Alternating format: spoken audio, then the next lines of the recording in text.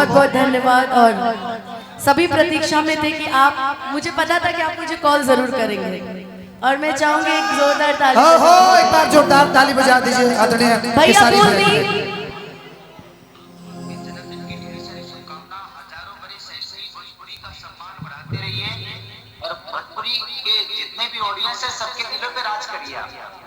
बहुत बहुत धन्यवाद भैया। हम चाहेंगे खेसारी भैया के लिए एक जोरदार ताली बजा दीजिए। एक लाइन बोलिए भैया से कुछ सुना दीजिए। एक लाइन भैया एक लाइन कुछ सुना दीजिए भैया, ऐसे ही बिना इंस्ट्रूमेंट के।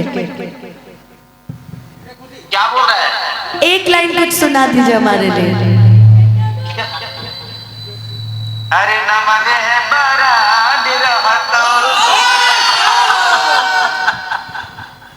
थैंक यू भैया। और ये खुशी भी है और बहुत बहुत प्रणाम कर रही है आपको। वाकई भैया तब बेटा रोल जवनिया से अगोरी आग लगई भूखा सीसा दीजिए ना, सीसा दीजिए भैया। बहुत बहुत धन्यवाद, आपने मुझे कॉल किया, इसकी मैं आजीवन ऋणी रहूंगी। ये गाना भैया एक लाइन खाली बोल दीजिए, यही लाइन है पेट्रोल जवनिया से अपने स्किल में।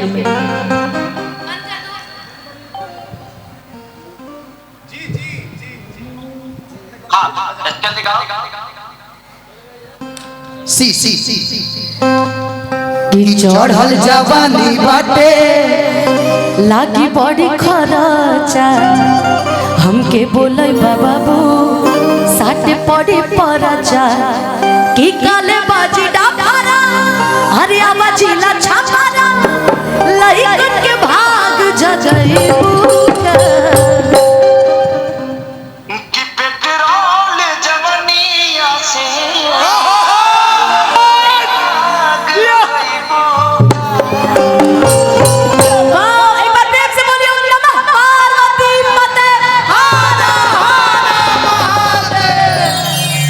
भैया बहुत बहुत धन्यवाद, इतना प्यारा। नहीं वो गाना दीदी, वो गाना सुनेंगे। हम हैं यूपी बिहार वाला, क्या बात। और यहाँ पे बहुत सारे लोग आज बिहार से पटना से चल के आए और हम लोग अभी यहाँ यूपी के हैं, तो गाएंगे आप सभी के लिए। हम दोनों लोग आप लोग के लिए गा रहे हैं। तो हम गाना में गाते ना कि हम हैं यूपी बिहार वाला हवे। इधर थोड़ा सा, इधर सभी बिहार वाले, इधर बिहार वाले लोगों के लिए। ठीक है, मैं सामने यहाँ जी, हाँ नहीं, यहाँ ये नहीं कि हम हैं यूपी बिहार वाला हवे, आ हीरो हैंडसम हथियार वाला हवे, एकरा के मारी हो कि ओकरा के आंख जन मारी हो ये सखी हमार वाला, ओकरा के आंख जन मारी हो ये सखी हमार वाला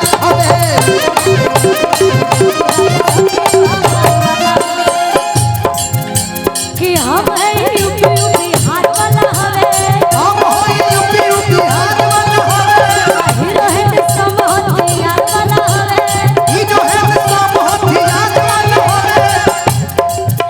इनको बोलूं ये भी बिहार से है, रितेश जी, किसान जी, धनंजय जी, टिंकू सर, भीम जी, प्रणव जी, हमारे रोहित जी, सभी बिहार से अनुपमा सब लोग आए हैं। जी एकरा के आंख जन मारी हो ये हमार वाला हवे।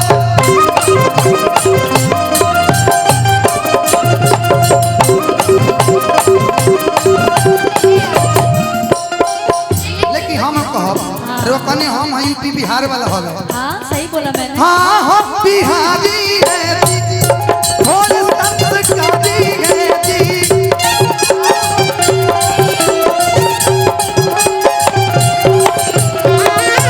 सच कहते हैं बबुआ, सच कहते हैं बबुआ थोड़े संस्कारी है जी। हाँ हम बिहारी है जी, सबका पे भारी है जी।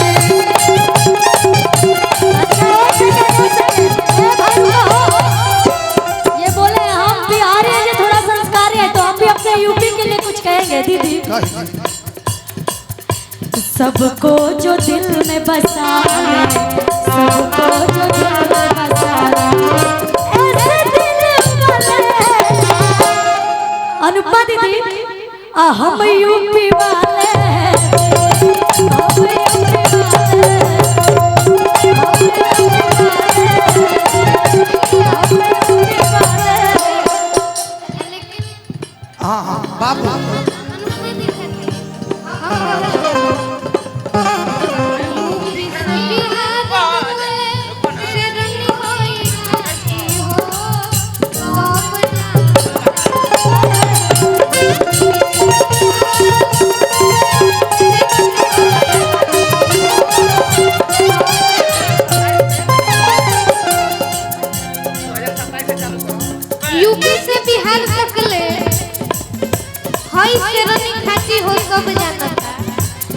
होता जन्मदिन के पार्टी हो सब जाता होता जन्मदिन के पार्टी हो सब जानता होता जन्मदिन के पार्टी हो सब जाता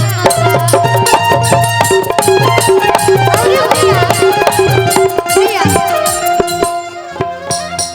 आगे के भाव अलगे बरुदवाइन कर अलगे बनाम हो अलगे बरुदवाइन कर अलगे बनाम हो अनुपमाया गौ जाने ला जहान हो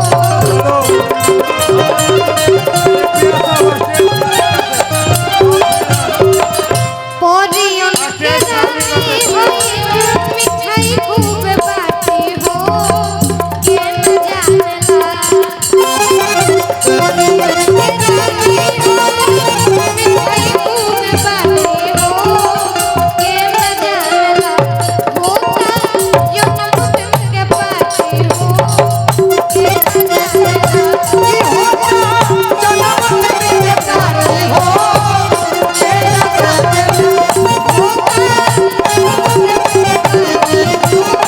हेलो लेकिन एक और गाना आइल बा कौन भे के साथ कि सुघर शरीर के सजावट बना आ देखे शरीर के बनावट बना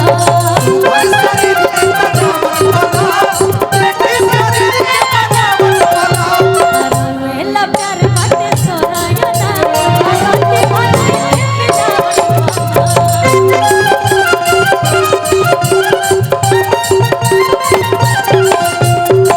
तब रवा कही का देखला बगत बे माचा ले ले जा किए हो कौन पहनिया सरिया ले कौन पहनिया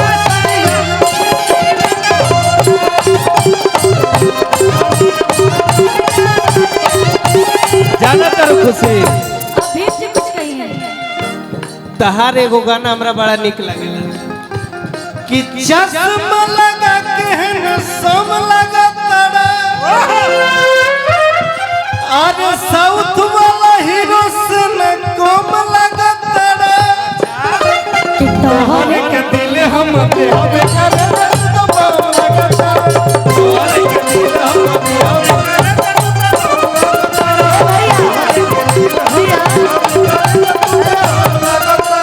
देखो हम लोग भीम को बहुत चढ़ाते हैं क्योंकि छोटा भाई भी है, दोस्त भी है, संघाती एक बढ़िया है। लेकिन चश्मा लगा के तू तो बम लगाता है, साउथ वाला हीरो से ना कौन लगा। दीदी एगो बात सुन लो अरे तोहरा के लाइन जानी मारब ए भीम तू खत्म लागता रे। एगो चीज का ओहो कि कितना दिन से भैया बहुत बहुत धन्यवाद।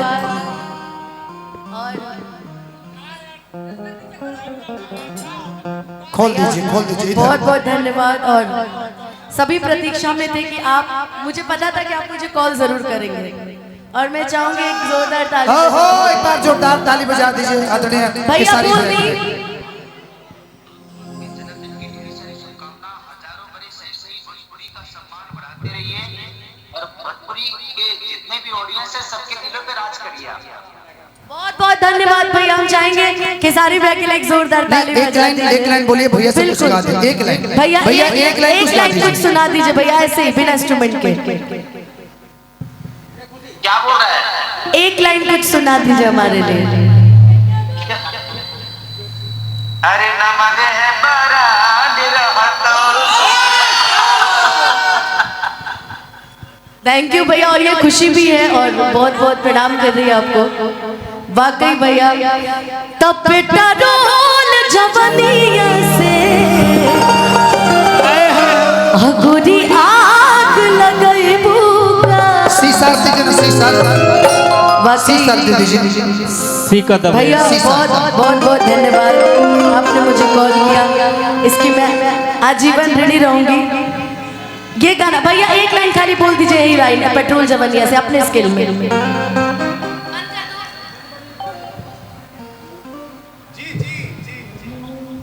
हाँ जल्दी गाओ। सी कि चढ़ल जवानी बाटे लागी बड़ी खरचा हमके बोलै बाबू साटे पड़ी परचा की काले बाजी डापारा अरे आवाजीला छापारा लइकन के भाग जजई कि पेट्रोल जवनिया से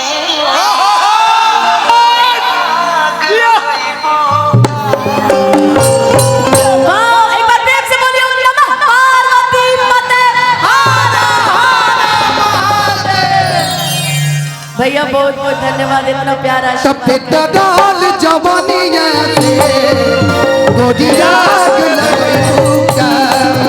पेट्रोल जवानिया से गोरिया चढ़ल जवानी बाटे लागी बड़ी खराचा हमके बोलै बाबू साथे पड़ी पराचा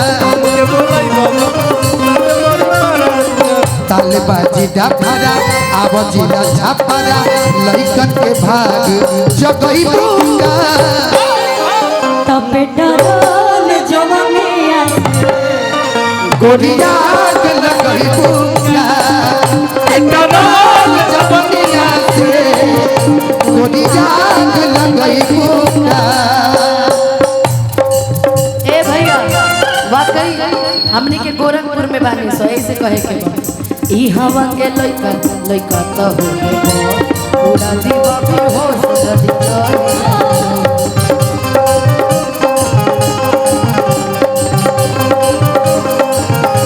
भैया की ई जवानी के कहानी बड़ी यार बटे कि तू न आइबो तो ढेरे खरीदार बटे हो। पवन पंछी भैया आइल बनी का वाह भैया बहुत बहुत धन्यवाद राहुल छोट भाई भी आइल बनी बहुत बहुत स्वागत अभिनंदन मयंक जी भी बैठल बनी कि पर नो बिहारी हरे आकाश खेसारी कहिया नच झवाच खइबू तो बेटा रोल जवनिया से तोरी आग लगइबू जवनिया से गोरिया लगइबू पेट्रोल जवनिया से गोरिया लगइबू पेट्रोल जवनिया से गोरिया। और इसके बाद आप लोग गाइए बजाइए हम अपने दोस्तों के लिए एक लाइन कह देते हैं जितनी मेरी दोस्तें अभी तक धरती पर मेरे सामने बैठी हैं। एक को हम भी जानते हैं अन्नू दी एक अपर्णा को भी जान जाओगी दोनों की शादी होगी दोनों के बच्चे हो गए अभी मैं ही कुंवारी हूँ सिर्फ इसलिए अपने दोस्तों के लिए कहना। हाँ इधर हॉस्पिटल वाले भी मेरे दोस्त हैं संगम भैया भी आए हैं कि हरदम करे जे विपत्तिया में मदतिया ये लाइन मेरे सारे दोस्तों के लिए है जिनका नाम मन से ले रही हूँ जिनका नहीं भी ले रही हूँ सबके लिए। आशुतोष जी आइल बानी वहाँ के इतना सुंदर हमारा की गिफ्ट देनी हो कि हरदम अरे पंकज भैया कहाँ बने करे जे विपत्तिया में मदतिया हो संगतिया सच्चा हो के चाहिए अरे करे जे विपत्तिया में मदतिया हो भैया एगो तू अपना अनुराधा दीदी के बोला हम अपना परना दीदी के हाँ बोला अनुराधा दी आप आइए इधर आओ वहाँ बैठ के मत रो यहाँ आके रो इधर आइए और हमारे आर पंकज भी आओ अपन इधर आओ जबकि बहुत अच्छे राइटर बहुत अच्छे इंसान और हमारे बड़े गार्जियन और इनके यहाँ भी 16 को फंक्शन है भाइयों नोट कर ले। हाँ 16 तारीख को भैया के वहाँ जाना है सभी लोग सभी लोग पहुँच रहे हैं सभी कलाकार आज जितने लोग खाना खा के पानी पी रहे हैं पी लीजिए और 24 तारीख हमारे बिट्टू भैया घर है अनुपमा जी बताइए 16 को आप आ रही है कि नहीं? मैं आ रही हूँ, पक्का आ रही हूँ। सब लोग मीडिया वाले 24 को भी आ रही हूँ। 24 को भी आ रही है, ये बिट्टू भाई के है, और 16 को मेरे RR पंकज के यहाँ आ रही है। भैया मेरी दोस्तें आई हैं, मेरी दोस्तें हैं, उनको आगे कर दीजिए। अनुराधा दीदी को बुला, उधर खड़ी है। कहाँ है अनुराधा दी? आइए। देखो ये क्या ये है अनुराधा दी, जो कि अनुपमा दी की बहुत बहुत मतलब सबसे बड़ी बेस्ट फ्रेंड है, सबसे और पुरानी। इससे भी पुरानी वो है। अच्छा इधर आओ, अपर्णा दी। आज मैं मिल रही हूँ अपर्णा दी से। मैं बताऊं, हेलो रुक जाओ, मैं बताऊं जैसे जीवन में मम्मी पापा बहुत जरूरी है, वैसे ही जीवन में दोस्त भी बहुत जरूरी है। और मम्मी थोड़ा गुस्सा कम किया करो यार, एक ही दिन तो मिलता है यार ये सेलिब्रेट करने का। मम्मी क्या मन, मम्मी अगर खा ली हो तो मंच में भी आ जाओ, आओ। अच्छा कह रही आ रही हो। अपने दोस्तों के लिए मुझे कहना है गोलू कि मित्र सबका से बड़ दौलतिया हो। दोनों अब रोना शुरू कर देंगे। इधर आ जाओ, इधर और खुशी आ जाओ। इधर थोड़ा सा डिस्टेंस बनाइए ना आप लोग, डिस्टेंस थोड़ा रवि जी थोड़ा डिस्टेंस बनाइए, पता आपका ब्याह हो गया है। कि मित्र सबका से बड़ दौलतिया हो। और बड़े बड़े शहरों में छोटी छोटी बातें होती रहती है सैलोरेटा, इसलिए बुरा नहीं मानने का। मैं हूँ ना, मैं जब तक जिंदा हूँ कोई दिक्कत नहीं होने दूंगी, ये मेरा वादा है। और अनु जानती है, जो अनु और ये दोनों जानती है, जो मैं कहती हूँ वो निभाती हूँ। क्या बुआ आप खा लीजिए। कि संगतिया सच्चा हो के चली हर दम रे जेरी पतिया में मदतिया हो। संगतिया सच्चा हो के मित्र सबका से बड़ दौलतिया हो।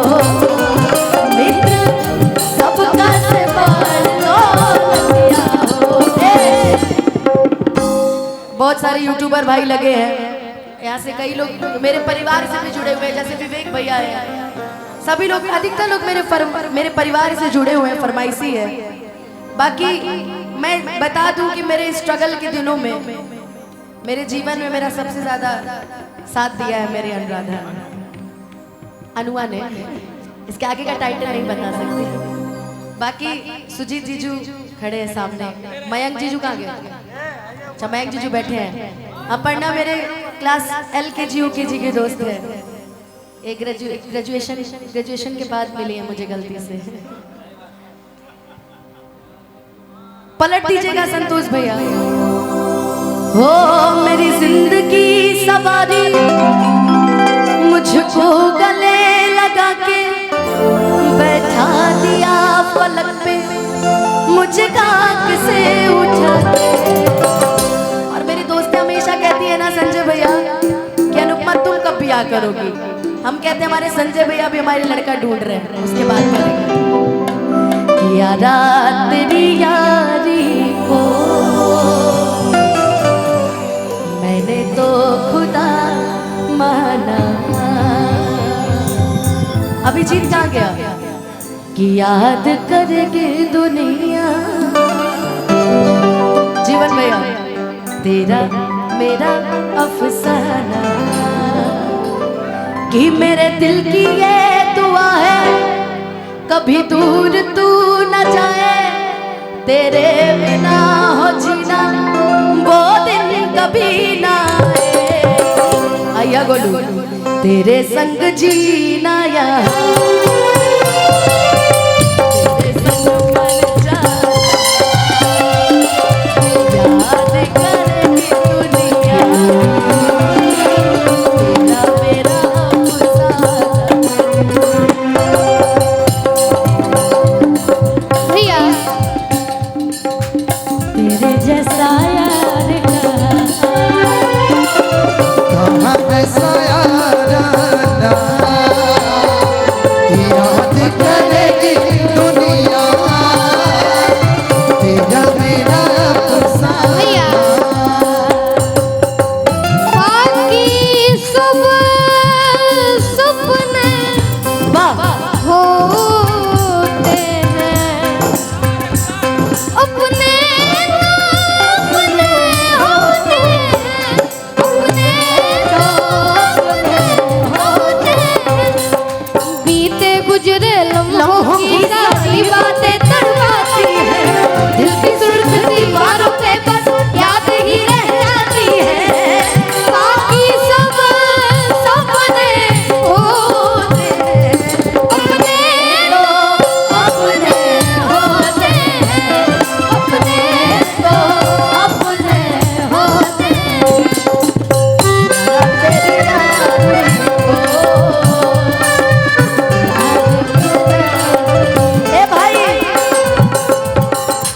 खुशी नारी, छोड़ा छोड़ा छोड़ा राजा राजधानी, एक बार गा दो। थोड़ा लोगों की फरमाइश भी है, थोड़ा मेरा पढ़ना का इस टाइम फेवरेट गाना हुआ है।